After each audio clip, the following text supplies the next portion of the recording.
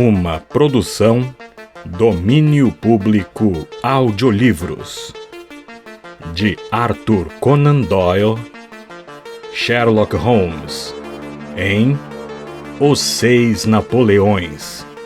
Narração Jaime Maciel. Antes de começar o vídeo, curta, compartilhe e caso ainda não seja inscrito no canal, clique no botão inscreva-se. Quer ouvir mais histórias de Sherlock Holmes? Confira a nossa playlist. Aproveite o audiolivro. Não era raro que o Sr. Lestrade, da Scotland Yard, aparecesse para nos visitar à noite, e Sherlock Holmes gostava dessas visitas, pois lhe permitiam saber tudo o que acontecia na chefatura de polícia. Em troca das notícias que Lestrade trazia, Holmes estava sempre disposto a ouvir com atenção os detalhes de algum caso em que o detetive estivesse envolvido, e ocasionalmente era capaz, sem qualquer interferência ativa, de dar a ideia ou sugestão extraída de sua vasta experiência e do seu conhecimento. Nesta noite em particular, Lestrade falara do tempo e dos jornais. Depois ficou em silêncio, pensativo, dando baforadas no seu charuto. Holmes olhou atentamente para ele. "Algo notável no momento?" perguntou. "Oh, não, Sr. Holmes. Nada muito especial." "Então, me fale sobre isso." Lestrade sorriu. "Bem, Sr. Holmes, é inútil negar que há algo em minha mente. Mas é um negócio tão absurdo que hesitei em incomodá-lo com isso. Por outro lado, embora seja banal, é sem dúvida interessante.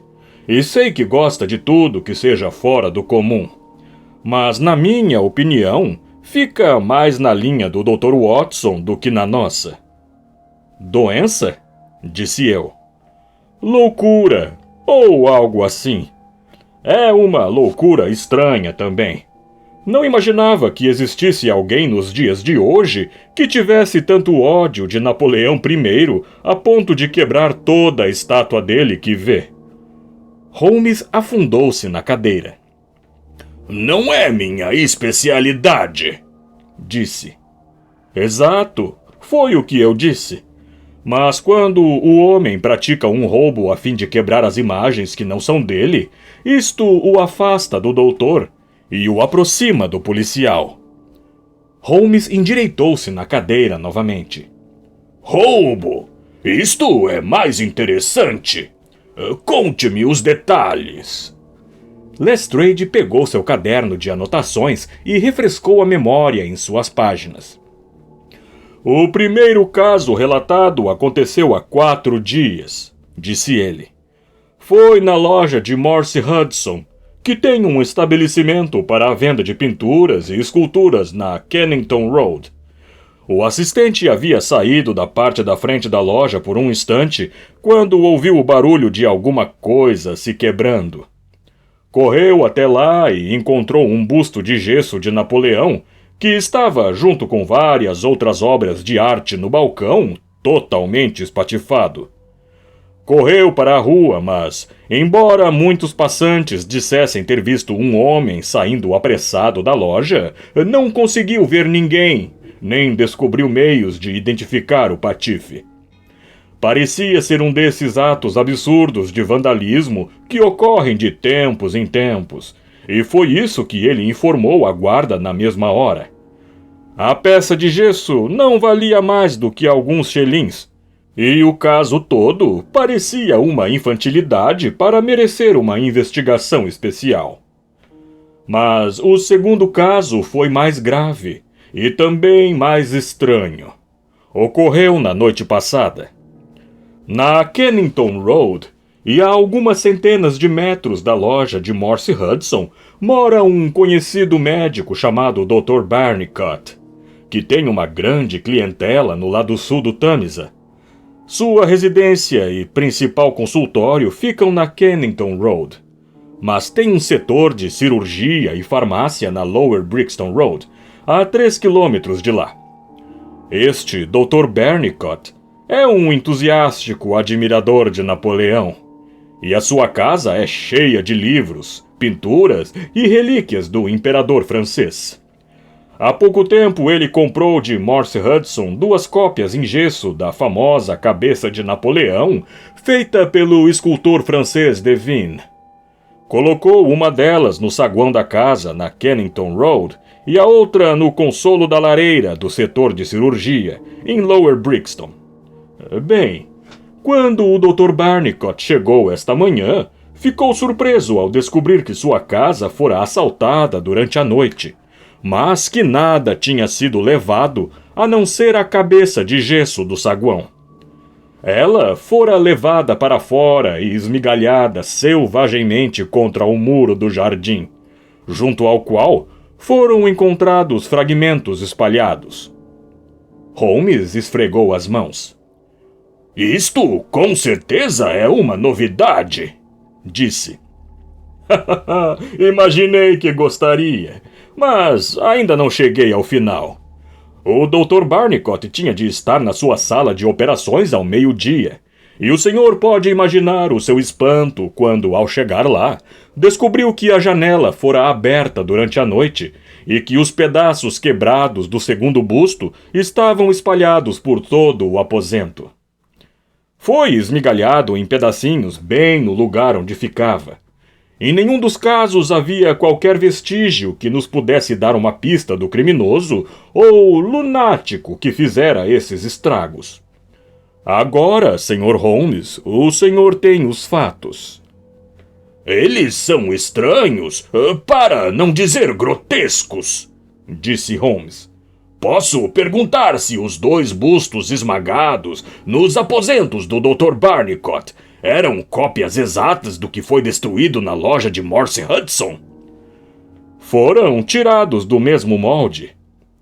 "Este fato vai contra a teoria de que o homem que os quebra está influenciado por algum ódio generalizado contra Napoleão. Se levarmos em conta as centenas de estatuetas do grande imperador que devem existir em Londres, seria demais supor a coincidência de que um iconoclasta aleatório começaria por acaso por 3 exemplares do mesmo busto." "Bem, penso como o senhor", disse Lestrade. "Por outro lado, este Morse Hudson é o fornecedor de bustos daquela parte de Londres, e estes eram os únicos que tinham estado na sua loja durante anos. De modo que, embora, como diz, existam centenas de estatuetas em Londres, é muito provável que estas 3 fossem as únicas naquele distrito. Portanto, um fanático local começaria com eles. O que acha, Dr. Watson?" "Não há limites para a monomania", respondi. Existe a condição que os psicólogos franceses modernos chamaram de idée fixe, que pode ser insignificante num caráter e acompanhada de completa sanidade em todos os outros aspectos. Um homem que tenha lido profundamente sobre Napoleão, ou que possivelmente tenha algum mal hereditário de família por causa da Grande Guerra, poderia perfeitamente criar uma idée fixe e, sob sua influência, ser capaz de atos fantásticos. "Isso não serve, meu caro Watson", disse Holmes, balançando a cabeça, "pois nenhuma dimensão da idée fixe daria condições ao nosso interessante monomaníaco de descobrir onde estavam esses tais bustos." "Bem, como você explica isso?" "Não tento explicar. Apenas observaria que há um certo método nos procedimentos excêntricos do cavalheiro. Por exemplo, no saguão do Dr. Bernicott, onde qualquer ruído poderia acordar a família, o busto foi levado para fora antes de ser quebrado. Ao passo que no setor de cirurgia, onde havia menos perigo de alarme, foi esmagado no lugar onde estava. O caso parece ridiculamente banal, e mesmo assim, não ouso chamar nada de trivial quando me lembro de que alguns dos meus casos mais clássicos tiveram um início nada promissor. Lembre-se, Watson, como o horrível caso da família Abernethy me chamou a atenção, primeiro pelo sulco que a salsa fizera na manteiga num dia quente. Portanto, não posso sorrir ante seus 3 bustos quebrados, Lestrade, e ficarei muito grato a você se me informar de qualquer fato novo nesta série tão estranha de acontecimentos. O fato que meu amigo esperava veio de uma forma mais rápida e infinitamente mais trágica do que ele podia ter imaginado. Ainda estava me vestindo em meu quarto na manhã seguinte, quando ouvi uma batida na porta, e Holmes entrou com um telegrama na mão. Leu-o em voz alta. Venha imediatamente! 131, Rua Pitt, Kensington. Lestrade. Então, o que é? Perguntei. Não sei, pode ser qualquer coisa, mas suspeito que é a continuação da história das estatuetas. Nesse caso, o nosso amigo, o destruidor de imagens, começou suas operações numa outra parte de Londres. Há café na mesa, Watson, e tenho um cabriolé esperando na porta. Em meia hora chegávamos à Rua Pitt, um lugarzinho atrasado e tranquilo, bem ao lado de uma das mais agitadas correntes da vida de Londres. O número 131 era um de uma fila de residências, caixotes horizontais, respeitáveis e nada românticas. Quando nos aproximamos, vimos a cerca em frente à casa tomada por um grupo curioso. Holmes assobiou. Por Deus! É homicídio premeditado, no mínimo. Nada menos do que isso atrairia o garoto de recados de Londres. Há um ato de violência indicado nos ombros curvos e no pescoço esticado daquele sujeito. O que é isso, Watson? Os degraus do alto estão lavados e os outros secos. Muitas pegadas de qualquer maneira. Ora! Lá está Lestrade na janela da frente, e logo saberemos de tudo. O policial nos recebeu com uma expressão bastante grave e nos conduziu a uma sala de estar, onde um senhor idoso, muito inquieto e agitado, vestido com um roupão de flanela, andava de um lado para outro. Foi-nos apresentado como o dono da casa, Sr. Horace Harker, do Sindicato Central da empresa. É o caso do busto de Napoleão de novo, disse Lestrade. Parecia interessado ontem à noite, Sr. Holmes. Então, pensei que gostaria de estar presente agora que o caso assumiu um aspecto muito mais grave. O que aconteceu então? Um assassinato. Sr. Harker, poderia contar a estes cavalheiros exatamente o que ocorreu? O homem de roupão virou-se para nós com uma expressão melancólica. É algo extraordinário, disse. Que a vida inteira eu tenha conseguido notícias de outras pessoas, e agora que uma verdadeira notícia surge por minha causa, estou tão confuso e atordoado que não consigo juntar 2 palavras. Se tivesse vindo aqui como jornalista, teria me entrevistado e publicado 2 colunas em todos os jornais vespertinos. Mas agora estou espalhando cópias valiosas, contando minha história repetidas vezes para uma multidão de pessoas diferentes, e eu mesmo não posso fazer uso disso. Mas ouvi seu nome, Sr. Sherlock Holmes, e se puder ao menos explicar este assunto estranho, me sentirei recompensado pelo trabalho de lhe contar a história. Holmes sentou-se e escutou. Tudo parece girar em torno daquele busto de Napoleão que comprei para esta sala há cerca de 4 meses.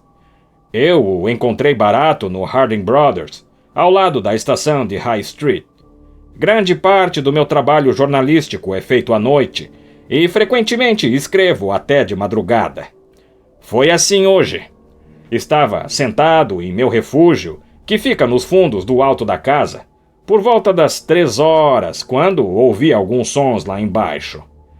Fiquei prestando atenção, mas não se repetiram e concluí que vinham lá de fora.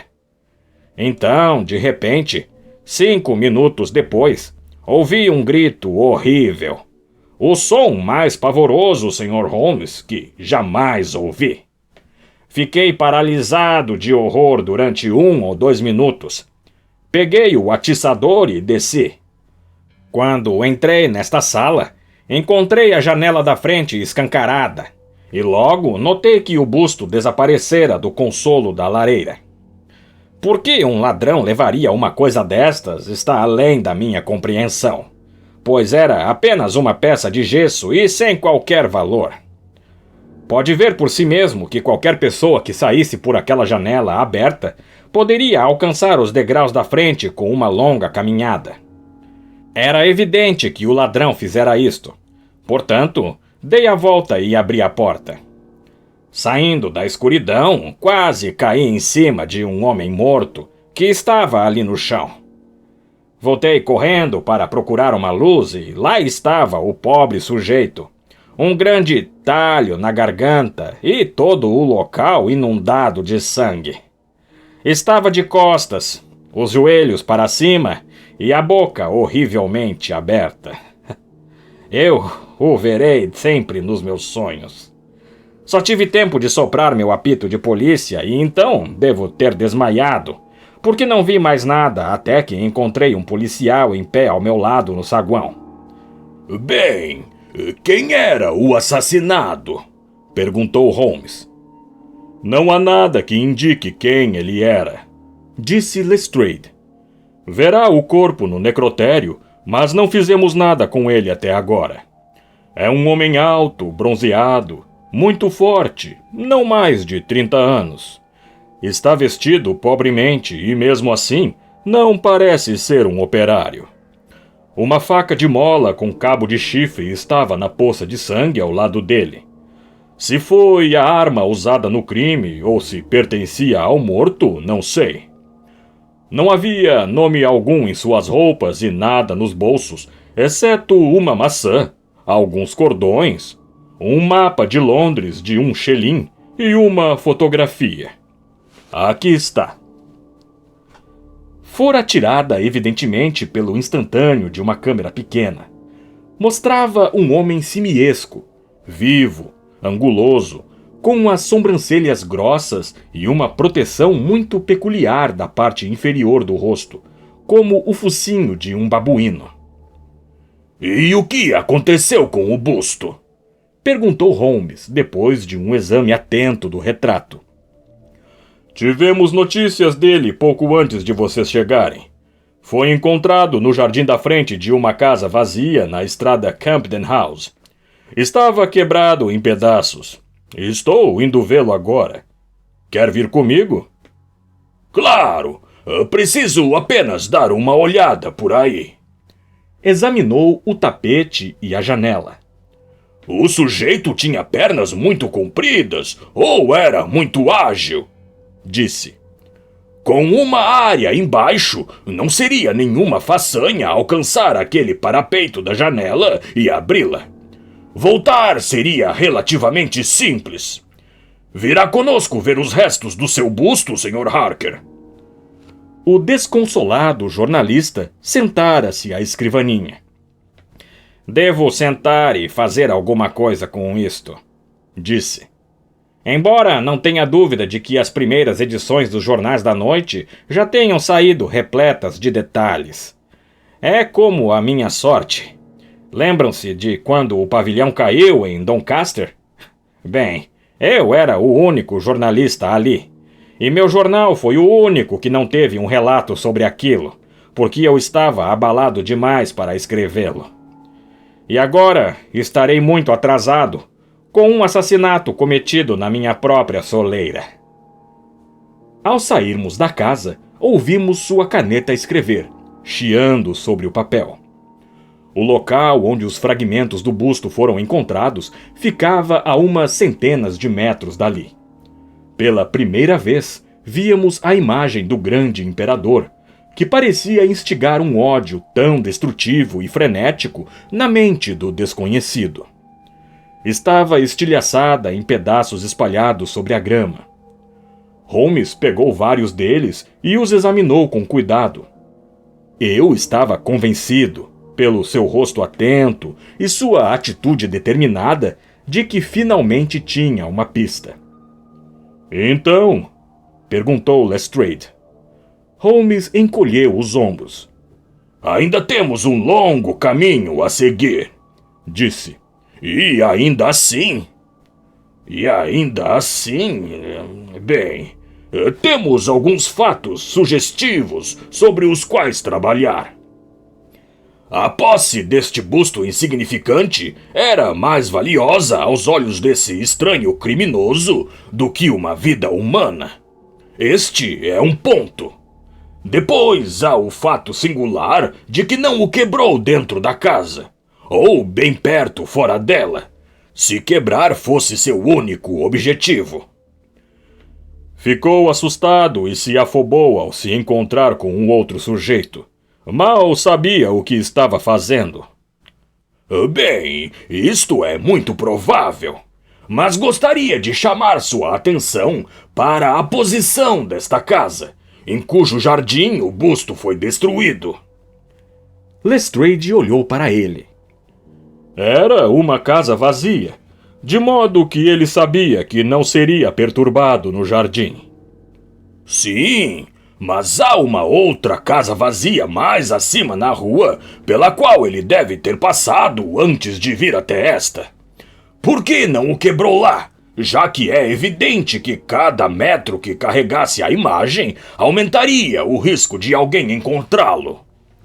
Desisto, disse Lestrade. Holmes apontou para a luz da rua sobre nossas cabeças. Ele podia ver o que fazia aqui, e não podia lá. Foi este o motivo. Por Deus, é verdade, disse o detetive. Agora que penso nisso, o busto do Dr. Barnicot não foi quebrado muito longe de sua lâmpada vermelha. Bem, Sr. Holmes, que faremos com este fato? Lembrá-lo, registrá-lo. Podemos encontrar alguma coisa mais tarde que se relacionará com isto. Que providências propõe que tomemos agora, Lestrade? A maneira mais prática de descobrirmos isso, na minha opinião, é identificar o morto. Não deve ser difícil. Quando tivermos descoberto quem ele é e quem são seus parceiros, teremos um bom começo para saber o que ele estava fazendo na Rua Pitt na noite passada. E quem foi o que encontrou e o matou na soleira da porta do Sr. Horace Harker, não acha? Sem dúvida, e mesmo assim, não é o ponto pelo qual eu conduziria o caso. O que faria, então? Oh, não deve deixar que eu o influencie de maneira alguma. Sugiro que continue em sua própria linha e eu na minha. Depois poderemos comparar resultados e cada um complementará o outro. Muito bem, disse Lestrade. Se estiver voltando para a Rua Pitt, deve ver o Sr. Horace Harker. Diga-lhe que já tenho uma opinião e que é certo que um perigoso lunático homicida com devaneios napoleônicos esteve na casa dele ontem à noite. Será útil para o artigo dele. Lestrade encarou-o. Não acredita seriamente nisso? Holmes sorriu. Não? Bem, talvez não.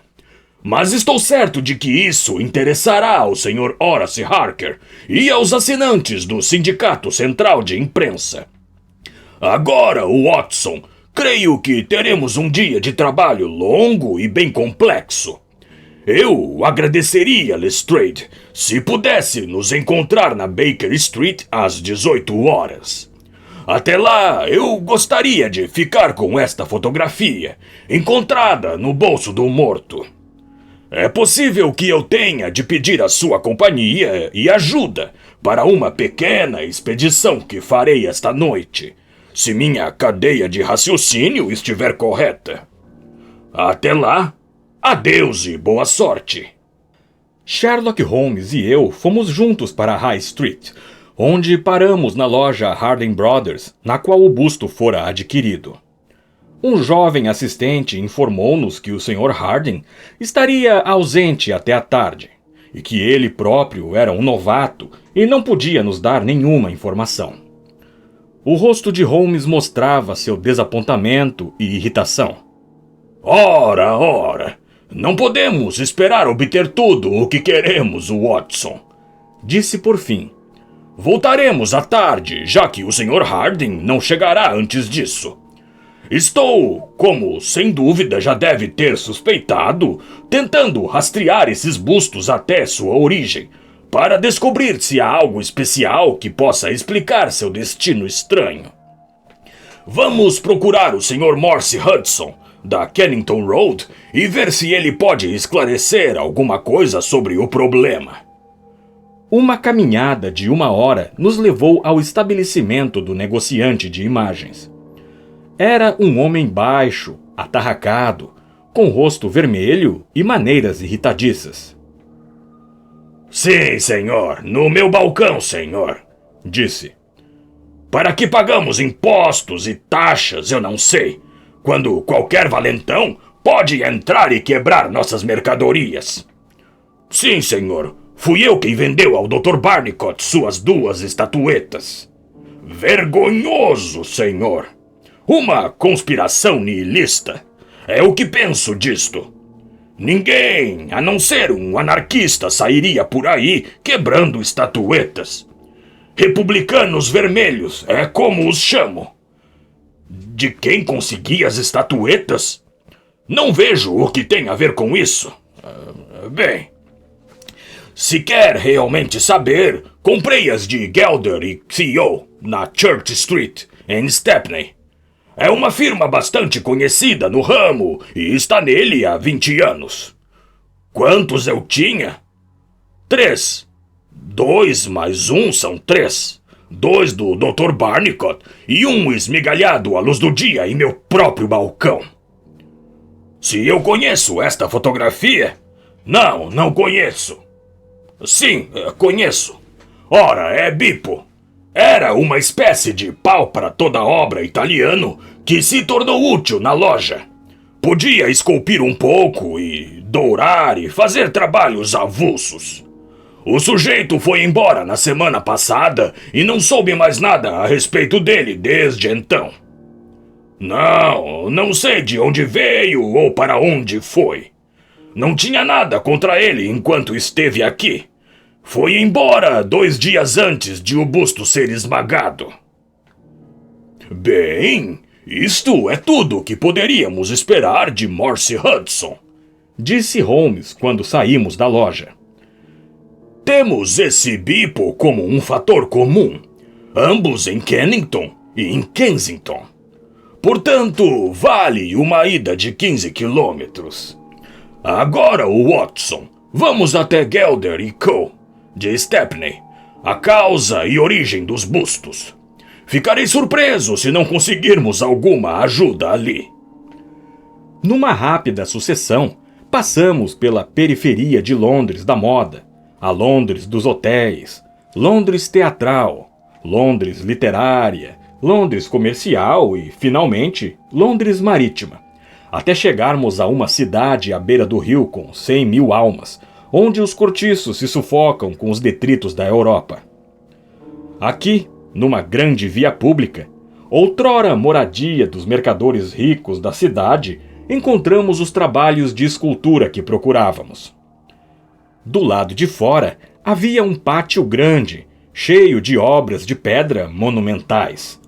Dentro, um amplo aposento no qual 50 operários esculpiam ou modelavam. O gerente, um alemão grande e louro, nos recebeu civilizadamente e deu respostas claras às perguntas de Holmes. Uma olhada em seus livros mostrou que centenas de peças foram moldadas da cópia de mármore da cabeça de Napoleão de Devine, mas que as 3 que foram mandadas para Morse Hudson, há 1 ano ou mais, eram a metade de um lote de 6, e as outras 3 foram enviadas para Harding Brothers, de Kensington. Não havia razão para que aquelas 6 fossem diferentes das outras peças. Não podia sugerir nenhuma causa possível para que alguém quisesse destruí-las. Na verdade, ele riu da ideia. O preço total delas era de 6 shillings, mas o revendedor poderia conseguir 12 ou mais. A peça foi tirada em 2 moldes, um de cada lado da face, e depois esses 2 perfis de gesso de Paris foram unidos para fazer o busto completo. O trabalho era feito em geral por italianos, na sala em que estávamos.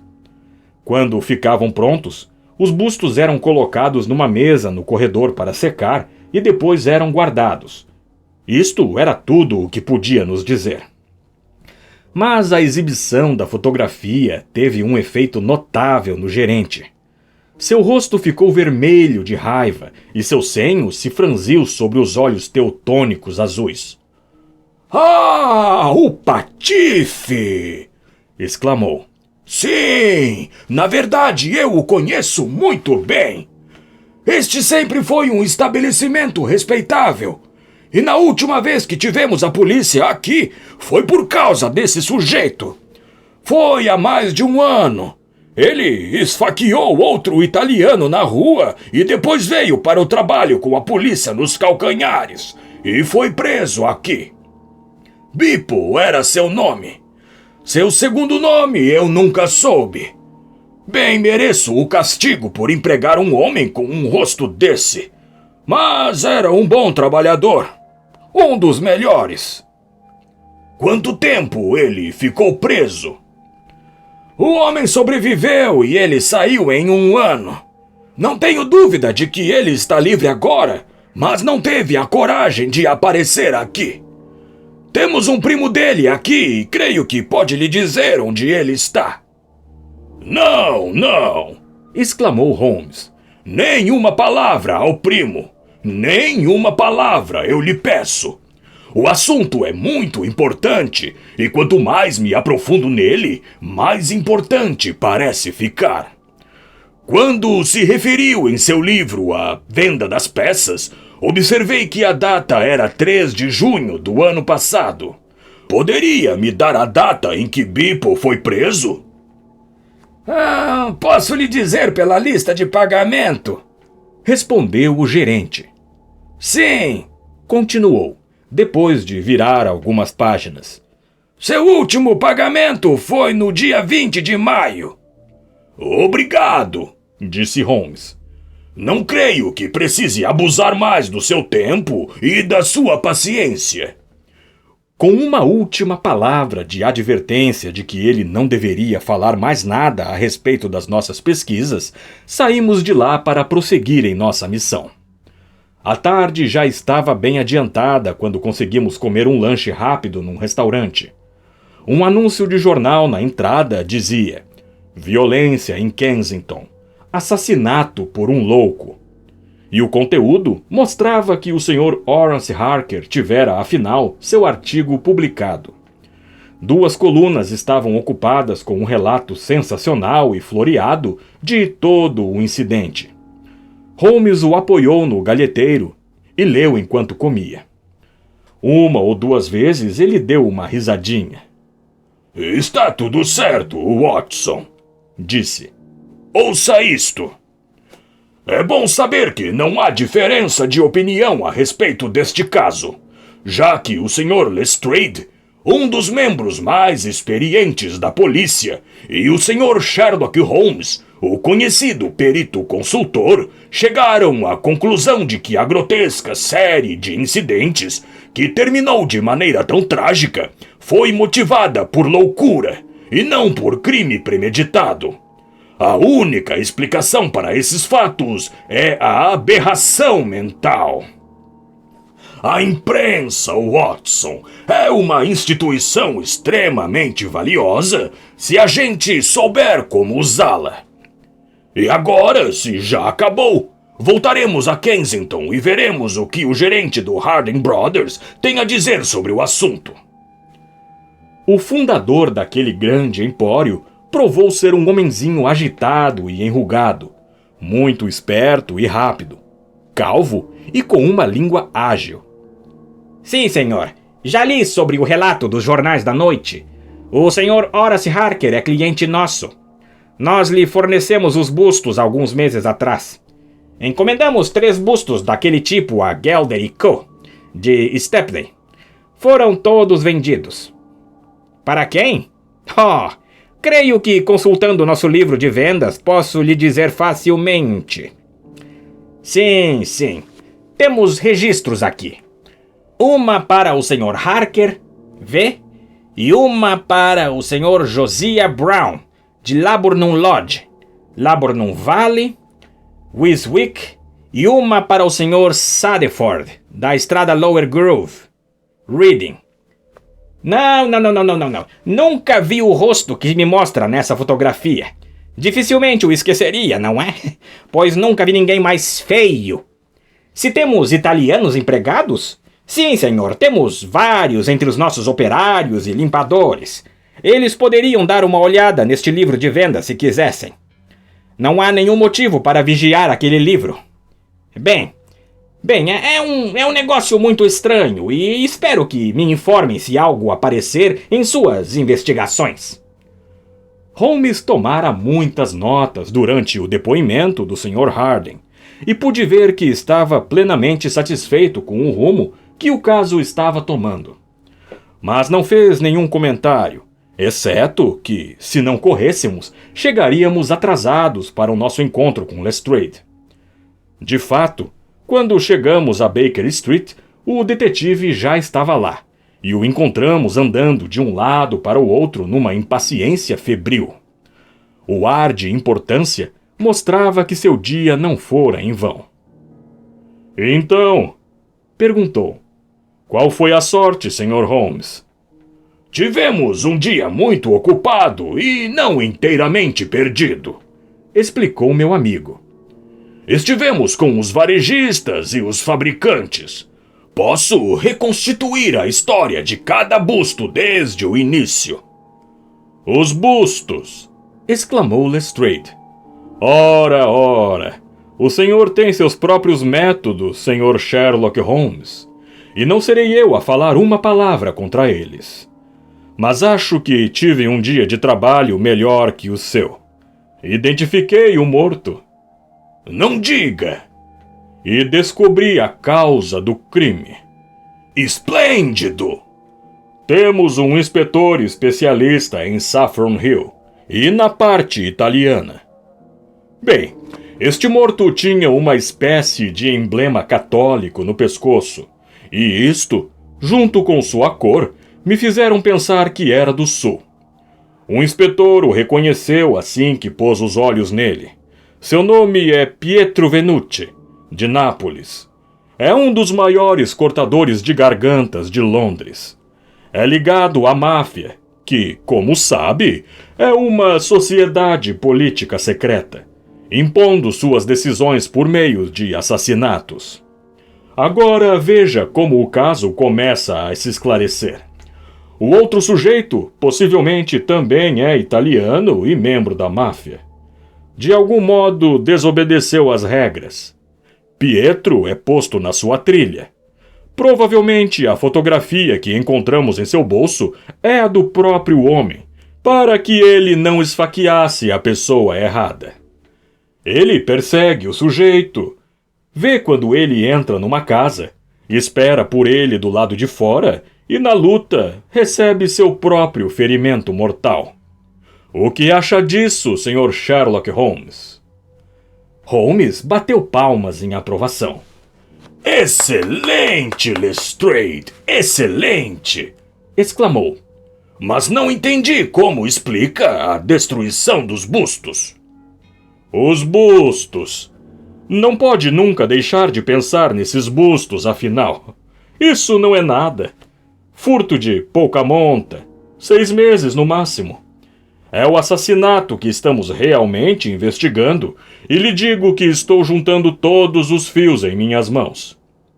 E a próxima etapa? É muito simples. Irei com o inspetor Hill até a parte italiana para descobrir o homem que está naquela fotografia e o prenderei sob a acusação de assassinato. Quer vir conosco? Acho que não. Imagino que podemos atingir nosso objetivo de uma maneira mais simples. Não posso dizer ao certo porque tudo depende de um fator que está completamente fora de nosso controle. Mas tenho grandes esperanças. Na verdade, a relação é exatamente de 2 para 1. Se vier conosco esta noite, de poder ajudá-lo a pegar o sujeito. Na parte italiana? Não. Creio que Chiswick é o endereço onde temos mais probabilidade de encontrá-lo. Se vier comigo esta noite a Chiswick, Lestrade, prometo ir com você à parte italiana amanhã. E o atraso não causará nenhum prejuízo. E agora, acho que algumas horas de sono nos fariam bem, pois não pretendo sair antes das 23 horas, e é pouco provável que voltemos antes de o dia amanhecer. Jantará conosco, Lestrade, e depois poderá se acomodar no sofá até a hora de partirmos. Enquanto isso, Watson, agradeceria se chamasse um mensageiro, porque tenho uma carta para mandar e é importante que seja despachada imediatamente. Holmes passou a noite pesquisando nos arquivos dos velhos jornais que entulhavam um dos nossos quartos de badulaques. Quando finalmente desceu, foi com uma expressão de triunfo nos olhos, mas não nos revelou nada sobre os resultados de sua pesquisa. De minha parte, seguira passo a passo os métodos pelos quais ele reconstituíra os vários meandros deste complexo. E, embora ainda não conseguisse perceber aonde chegaríamos, entendi claramente que Holmes esperava que esse criminoso grotesco fizesse uma tentativa de atacar os 2 bustos remanescentes, um dos quais, eu me lembrava, estava em Chiswick. Sem dúvida, o objetivo da nossa viagem era pegá-lo em flagrante, e não podia deixar de admirar a esperteza com que meu amigo inserira uma pista falsa no jornal, para dar ao sujeito a ideia de que poderia continuar impunemente o seu projeto. Não me surpreendi quando Holmes sugeriu que eu levasse o meu revólver. Ele mesmo pegara seu chicote de caça, que era sua arma favorita. Uma carruagem estava na porta às 23 horas, e nela nos dirigimos para um lugar do outro lado da ponte Hammersmith, onde o cocheiro recebeu ordem para esperar. Uma caminhada curta nos levou a uma rua escondida, ladeada de casas agradáveis, cada uma com seu próprio terreno. Sob a luz de um poste lemos Villa Laburnum, na coluna do portão de uma delas.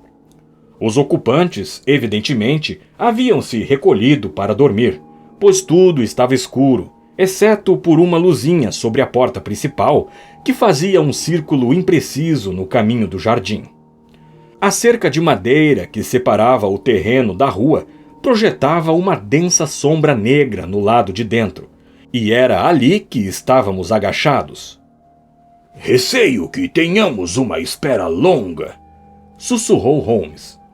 Podemos agradecer às estrelas por não estar chovendo. Não creio que possamos nos arriscar nem mesmo a fumar para passar o tempo. Entretanto, aposto 2 contra 1 como conseguiremos alguma coisa como recompensa pelo nosso trabalho. Mas nossa vigília acabou não sendo tão longa quanto Holmes imaginara, e terminou de modo bastante repentino e singular. Num instante, sem o menor ruído para nos prevenir de sua chegada, o portão do jardim se abriu, e um vulto escuro, rápido e ágil como um macaco, correu pelo caminho do jardim. Nós o vimos passar ligeiro pela luz lançada de cima da porta e desaparecer na sombra negra da casa. Houve uma pausa longa, durante a qual prendemos a respiração, e então um leve som de coisa quebrada nos chegou aos ouvidos. A janela estava sendo aberta. O barulho cessou e de novo houve um longo silêncio. O sujeito estava andando pela casa. Vimos o brilho repentino de uma lanterna dentro da sala. O que ele procurava, evidentemente não estava lá, porque vimos novamente a luz através de outra persiana e depois por outra. Vamos até a janela aberta.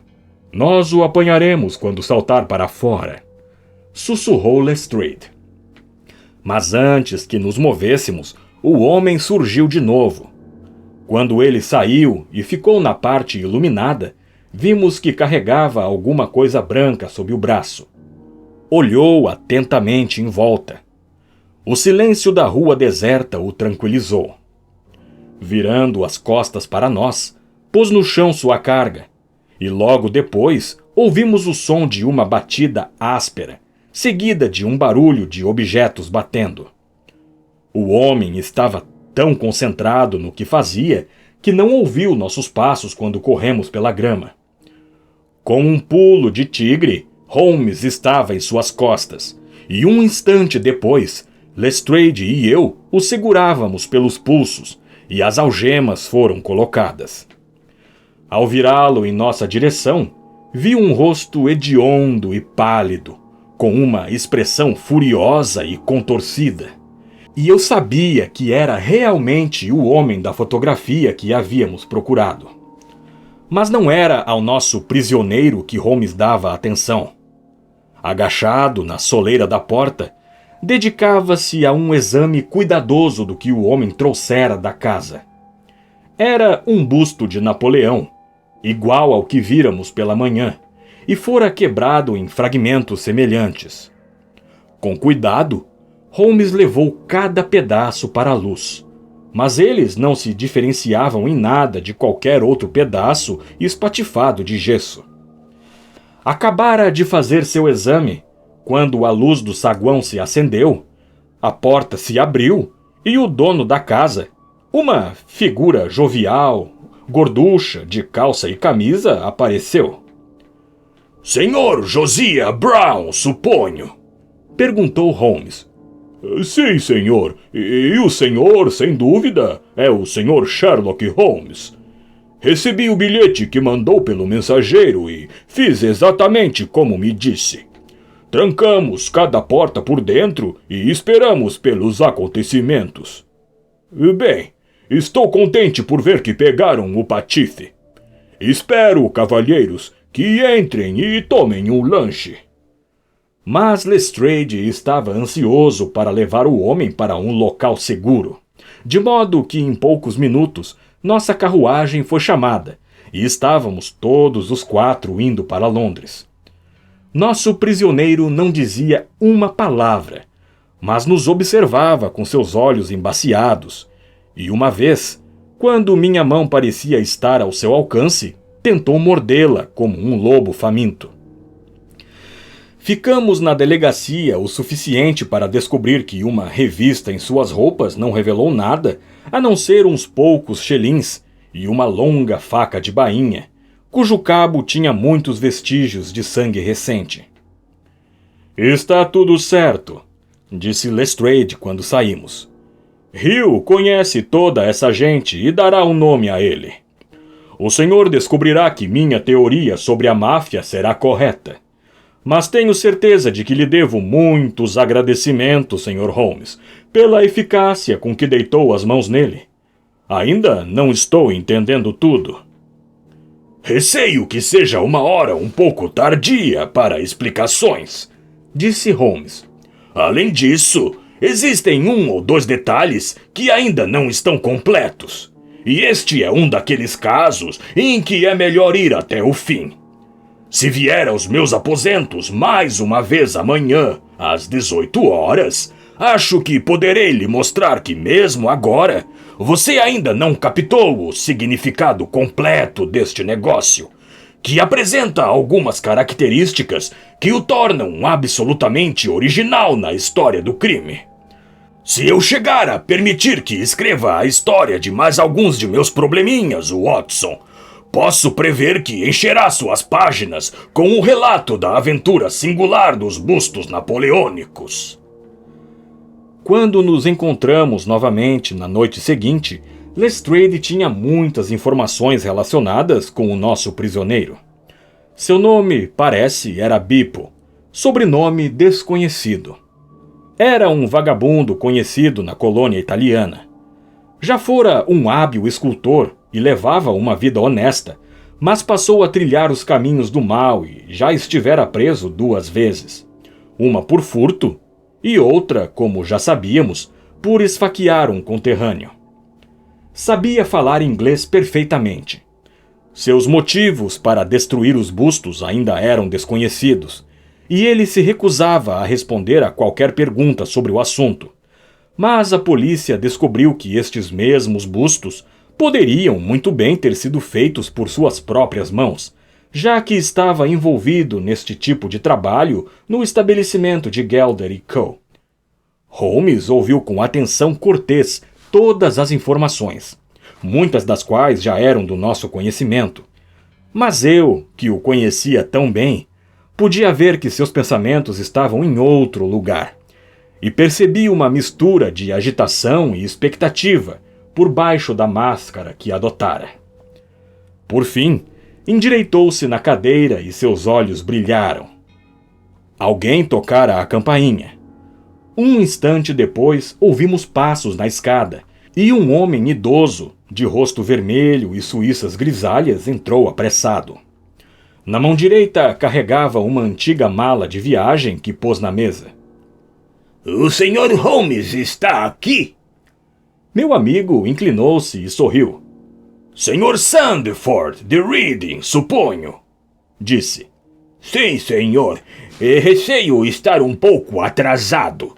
Mas os trens estavam horríveis e escreveu para mim sobre um busto que está em seu poder. Exatamente. Tenho sua carta aqui. Diz... Desejo possuir uma cópia do Napoleão de Devine e estou disposto a pagar 10 libras pelo que está com o senhor. Está correto? Perfeitamente. Fiquei muito surpreso com sua carta, pois não posso imaginar como soube que eu possuía esse objeto. É claro que deve ter ficado surpreso, mas a explicação é muito simples. O Sr. Harding, de Harding's Brothers, contou-me que lhe vendeu a última cópia e me deu seu endereço. Ah, então foi assim.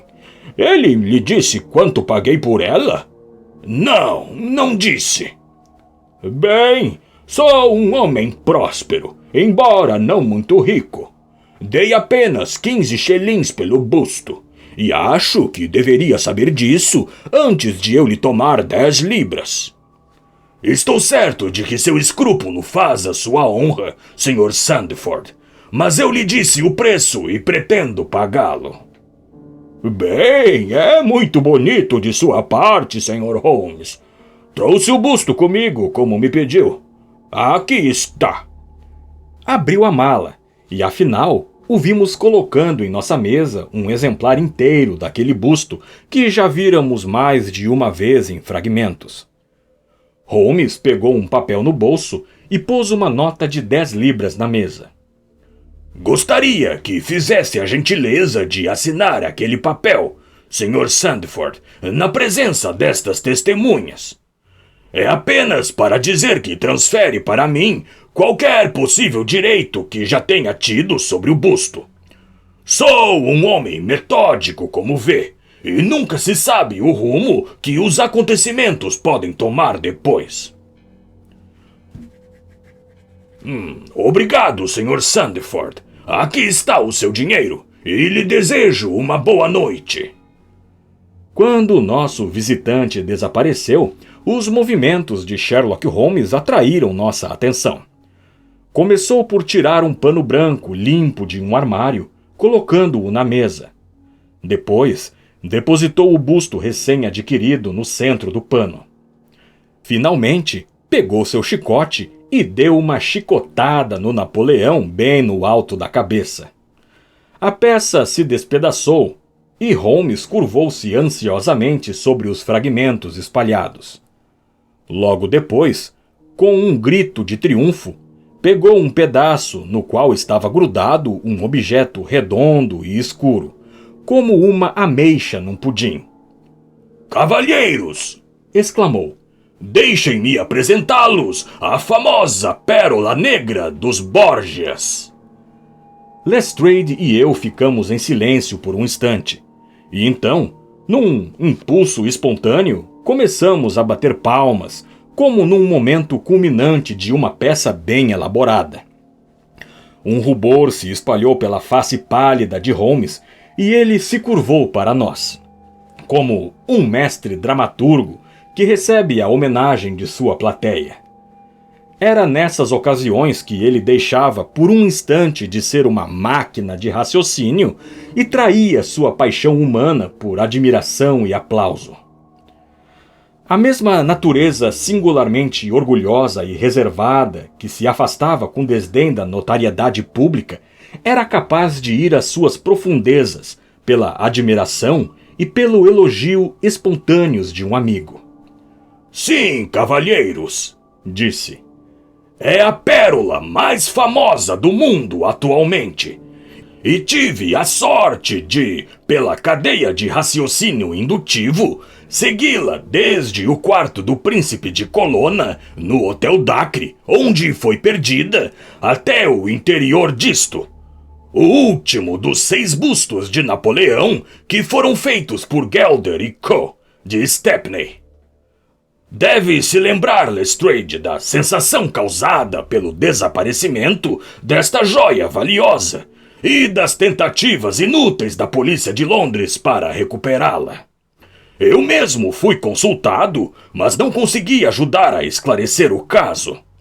As suspeitas recaíram sobre a empregada da princesa, que era italiana e tinha um irmão em Londres, mas não conseguimos encontrar nenhuma ligação entre eles. O nome dessa empregada era Lucrezia Venucci, e não tenho dúvida de que esse Pietro, que foi assassinado 2 noites atrás, era o irmão dela. Estive vendo as datas nos velhos arquivos do jornal e descobri que o desaparecimento da pérola ocorreu exatamente 2 dias antes da prisão de Bippo por algum crime de violência. Um fato que aconteceu na fábrica de Gelder e Co., exatamente quando esses bustos estavam sendo feitos. Agora vocês veem claramente a sequência de fatos, embora vejam, é claro, numa ordem inversa da que se apresentaram a mim. Bippo estava de posse da pérola. Deve tê-la roubado de Pietro. Deve ter sido cúmplice dele, o intermediário entre Pietro e sua irmã. Não nos importa qual dessas é a solução correta. O principal é que ele tinha a pérola, e naquele momento, quando ela estava com ele, foi perseguido pela polícia. Correu para a fábrica em que trabalhava e sabia que tinha apenas alguns minutos para esconder aquele objeto imensamente valioso, que do contrário seria encontrada com ele quando fosse alcançado. 6 peças de gesso estavam secando no corredor. Uma delas ainda estava mole. Num instante, Bippo, um escultor habilidoso, fez um pequeno buraco no gesso mole, colocou a pérola e, com alguns toques, cobriu a abertura novamente. Era um ótimo esconderijo. Possivelmente, ninguém iria descobri-lo. Mas Bippo foi condenado a 1 ano de prisão, e nesse período, os 6 bustos se espalharam por Londres. Esse não podia saber qual continha o seu tesouro. Só quebrando-os é que poderia ver. Mesmo se o sacudisse, não adiantaria nada, pois como o gesso estava mole, era possível que a pérola aderisse a ele, como de fato aconteceu. Bippo não se desesperou e conduziu sua pesquisa com bastante engenho e perseverança. Por intermédio de um primo que trabalha na Gelder, descobriu as firmas que compraram os bustos. Conseguiu emprego com Morse Hudson e assim achou 3 deles. A pérola não estava lá.